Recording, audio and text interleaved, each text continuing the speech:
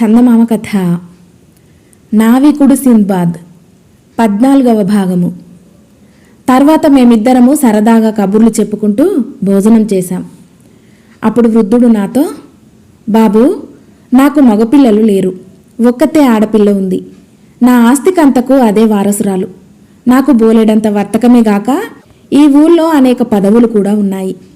నువ్వు నా కూతుర్ని వివాహం చేసుకున్నావంటే నా ఆస్తి, నా పదవులు నీకే దక్కుతాయి. నువ్వు సుఖంగా ఉండవచ్చు. ఏమంటావు? నా కూతుర్ని పెళ్లాడి ఇక్కడే ఉండిపోవటం సమ్మతమేనా అని అడిగాడు. నేను తల వంచి ఏమీ జవాబు చెప్పలేదు. పోనీ కనీసం నా జీవితాంతం వరకునైనా ఇక్కడే ఉండిపో, ఆ తర్వాత నీ భార్యతో సహా మీ దేశం వెళ్ళిపోదువు గాని అన్నాడు వృద్ధుడు. బాబుగారు, మీ మాట ఎలా కాదనేది అని జవాబిచ్చాను. వృద్ధుడు వెంటనే ఖాదీని పిలిపించి సాక్షుల సమక్షాన నాకు తన కుమార్తెకు వివాహం చేసేశాడు. గొప్ప విందు జరిగింది. అప్పుడే నేను నా భార్యను మొదటిసారి చూశాను. ఆమె చాలా ఆకర్షవంతమైనదే కాక ఆమె వంటిన వేలకు వేలు దీనారాల ఖర్చు చేసే నగలు, దుస్తులు ఉన్నాయి. మేమిద్దరము చాలా కాలం పాటు అన్యోన్యంగా కాపురం చేశాం. చివరకు నా మామగారు చనిపోయారు. ఆయన ఉత్తర క్రియలు వైభవంగా జరిపాం. ఆయన ఆస్తి, బానిసలు నాకు సంక్రమించారు. నగరంలో ఉండే వర్తకులంతా నా మామగారి స్థానంలో నన్నే తమ పెద్దను గావించారు. అందుచేత నేను అక్కడి ఆచార నియమాలను మరింత శ్రద్ధగా పాటించవలసి వచ్చింది. ఏటా వసంత ఋతువులో ఈ నగరంలో ఒక చిత్రమైన ఘటన జరుగుతుందని నాకు తెలియవచ్చింది. ఒక రోజల్లా ఇక్కడి పురుషులకు రెక్కలు ఏర్పడతాయట. వారు వాటి సహాయంతో ఆకాశంలోకి ఎగిరిపోయి అవి ఉన్నంతకాలము దిగిరారు. ఈ రెక్కలు స్త్రీలకు, పిల్లలకు మొలవవు. అందుచేత వారు మాత్రం నగరంలోనే ఉండిపోతారు. ఇది మొదట నా చెవులకు విడ్డూరంగా వినిపించింది. కానీ కాలక్రమాన పరిపాటి అయిపోయింది. అయితే కాలక్రమాన ఒకందుకు నేను విచారించసాగాను. ఈ నగరంలో ఏడాదికొకసారి రెక్కలు మొలవని మగవాణ్ణి నేనొక్కన్నే. మిగిలిన మగవాళ్ళంతా ఆకాశంలోకి ఎగిరిపోగా ఆడవాళ్లతో, పిల్లలతో పాటు నేను కూడా నగరంలో ఉండిపోయేవాణ్ణి. ఇది చూసి సిగ్గేసి రెక్కలు ఎలా వస్తాయని ఎందరినో అడిగాను. కానీ ఒక్కరూ చెప్పలేదు.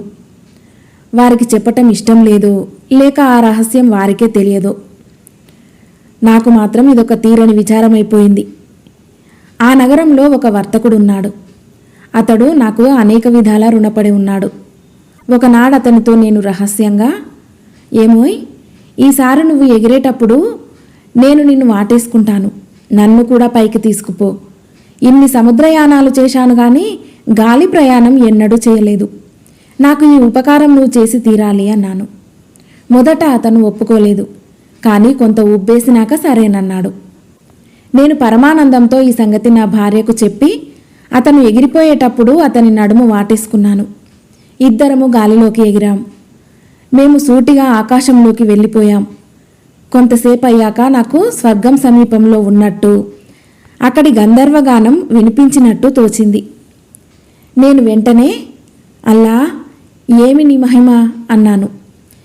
ఈ మాటలు నా నోట వచ్చాయో లేదో మరుక్షణమే నన్ను పైకి తీసుకుపోయిన వర్తకుడు నాతో సహా రాయిపడ్డట్టు కింద పడసాగాడు. మేమిద్దరము కిందపడి చితికిపోతామని నాకు భయం వేసింది. కానీ అదృష్టవశాత్తు మేమొక కొండ శిఖరాన దిగాం. రెక్కలు గలవాడు నాకేసి ఒక విషపు చూపు చూసి నన్నక్కడే వదిలేసి తాను ఎటో ఎగిరిపోయాడు. నేను విచారంగా ఒక రాయి మీద కూర్చొని, నిజంగా నాది ఎటువంటి జన్మ? ఒక ఆపద గడిచి గడవకుండానే మరొకటి ఎదురవుతున్నది అనుకున్నాను.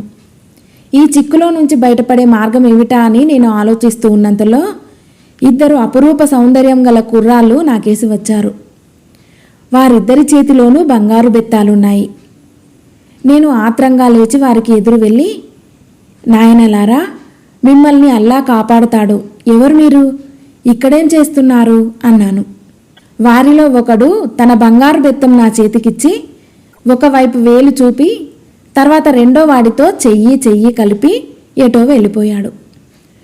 వారు వెళ్ళగానే నేను వారిలో ఒకడు చూపిన వైపు నడవసాగాను. ఒక రాయి మలుపు తిరిగేసరికి నాకు ఒక పెద్ద సర్పం కనిపించింది. అది ఒక మనిషిని అప్పుడే రొమ్ము దాకా మింగేసింది. ఆ మనిషి నన్ను చూసి, రక్షించండి బాబూ, రక్షించండి అని అరిచాడు. నేను వెనకగా వెళ్ళి ఆ సర్పం మెడ మీద బంగారు బెత్తంతో గురిగా ఒక దెబ్బ కొట్టేసరికి ఆ సర్పం చచ్చింది. తర్వాత దాని నోటి నుండి ఆ మనిషిని బయటికి లాగేశాను. తీరా పరికించి చూస్తే ఆ మనిషి నన్ను ఆకాశంలోకి ఎత్తుకుపోయిన వాడే. వాడితో, ఏం బాబు, స్నేహితుడి పట్ల అలాగైనా ప్రవర్తించవలసింది అన్నాను. అయ్యా, నా ప్రాణం కాపాడారు. మీకు ఎంతో కృతజ్ఞుణ్ణి. కానీ ముందుగా మీకు ఒక సంగతి చెప్పాలి. నేను ఆకాశం నుండి కింద పడిపోవటానికి కారణం మీరు స్మరించిన పేరే. ఆ పేరు మేమెవరమూ స్మరించం. అది చెవిన పడితే మా శక్తులు కాస్తా పోతాయి అన్నాడా మనిషి. ఆ సంగతి నేను ఎరుగను. నీకు పుణ్యం ఉంటుంది, నన్ను ఇల్లు చేర్చు. నేను ఆ పేరు ఉచ్చరించనులే అన్నాను. నన్నతను వీపును ఎక్కించుకొని క్షణంలో మా మిద్దె మీద చేర్చాడు. నా భార్య నన్ను మళ్ళీ చూసి చాలా సంతోషించింది. మనం ఈ మనుషుల మధ్య ఉండటం మంచిది కాదు.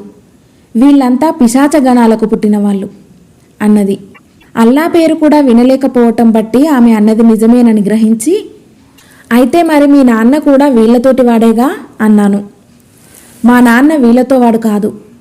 వీళ్ళ ఆచారాలు ఎప్పుడూ ఆయన పాటించలేదు. వీళ్ళు చేసే పనులేవీ చేయలేదు. ఆయన పోయాడు గనక మనం ఈ దిక్కుమాలిన ఊళ్ళో ఇక కాపురం ఉండవలసిన అవసరం లేదు. ఇల్లు వాకిలి తెగ నమ్ముకొని పోదాం అని నా భార్య అన్నది. ఉన్న ఆస్తి అంతా వీలైనంత హెచ్చు ధరలకు అమ్మేసి పుష్కలంగా డబ్బు చేసుకుని బాగ్దాదు వెళ్ళి అక్కడ మా ఇంట నా బంధువుల మధ్య ఉండాలని నా భార్య కోరిక. ఆ ప్రకారమే నేను నా వ్యాపార దక్షత యావత్తూ వినియోగించి మా మామ సంపాదించిన ఆస్తి యావత్తూ ఎంతో లాభానికి అమ్మి ఆ సొమ్ముతో ఒక ఓడ, కొత్త వ్యాపార సరుకు కొన్నాను.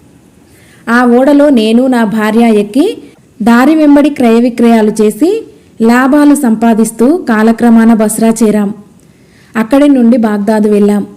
నేను నా భార్యతో సహా మా ఇంటికి వెళ్ళాను. మమ్మల్ని చూసి అందరూ ఎంతో ఆనందించారు. నేను నా వ్యవహారాలన్నీ సరిచూసుకొని నా వెంట తెచ్చిన సరుకులు దుకాణంలో పెట్టించి బంధుమిత్రులందరి మధ్య కూర్చొని నా ప్రయాణం విషయాలన్నీ చెప్పాను. ఇక ఎన్నడూ బాగ్దాదు విడిచి దూరదేశాలకు పోనని వాళ్ళ ఎదుట ప్రమాణం కూడా చేశాను. ఆ ప్రమాణాన్ని ఈనాటి వరకు తప్పలేదు. సింద్బాద్ నావికుడు తన కథ ముగించాక కొంతసేపు ఎవ్వరూ మాట్లాడలేదు. అతడు మూటలు మోసే సింద్బాద్ వైపు తిరిగి, నాయనా, ఈ ధనం సంపాదించటానికి నేనెన్ని అగచాట్లు పడ్డానో చూశావా? మూటలు మోస్తూ జీవితం గడిపిన నువ్వు నాకంటే భద్రంగా బతకలేదా? నిజం చెప్పు. నువ్వు పేదవాడివిగా ఉండిపోయావని, నేను అపార ధనవంతుడినయ్యానని ఒప్పుకుంటాను. కానీ భగవంతుడు మనం చేసిన ప్రయత్నాలను బట్టే మనకు ఫలితాలిచ్చాడు అన్నాడు. బరువులు మోసేవాడు సింద్బాద్కు ప్రణామం చేసి, అయ్యా, నేను అజ్ఞానంలో పాడిన ఆ పదాలను పట్టించుకోకండి అన్నాడు. నావికుడు సింద్బాద్ నెల రోజుల పాటు తన అతిథులకు విందులు చేసి అనంతరం బరువులు మోసేవాణ్ణి తన కొలువులో చేర్చుకున్నాడు. వారు జీవితాంతం వరకు మిత్రులుగా ఉండి సుఖంగా జీవించారు. కథ సమాప్తం.